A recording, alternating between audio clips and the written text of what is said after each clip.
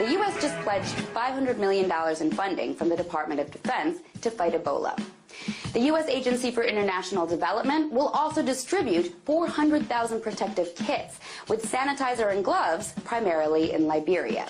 So you'd think the Liberians would see the U.S. as a partner in eradicating this terrible outbreak. But you'd be wrong, because it's more like they see the U.S. as the cause of Ebola.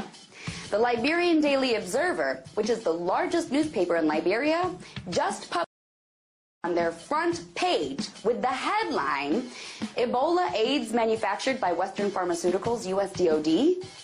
The article basically accuses the U.S. of manufacturing this Ebola outbreak in what they call an American military medical industry scheme to use Africa as a testing ground for bioweapons.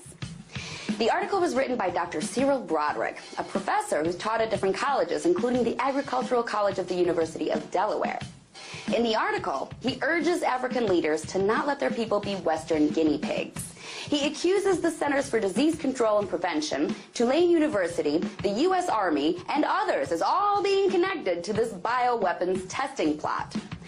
Broderick cites reports from the 1970s, along with the 1994 science fiction book, The Hot Zone, as evidence that this Ebola outbreak is just an American test for a way to attack Russia.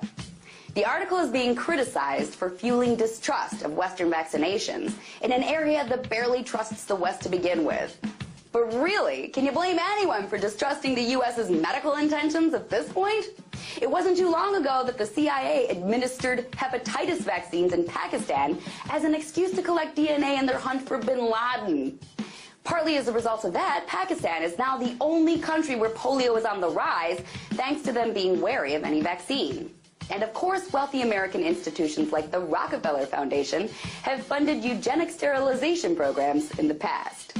With such a history, the U.S. is not just distrusted in Liberia.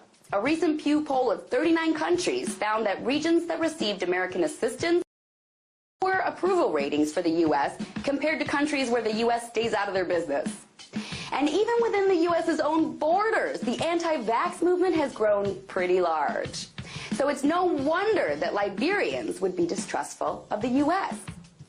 It's great that the U.S. is buying all of those protective kits right now, but it can't buy back the world's trust at this point. That they're going to have to earn.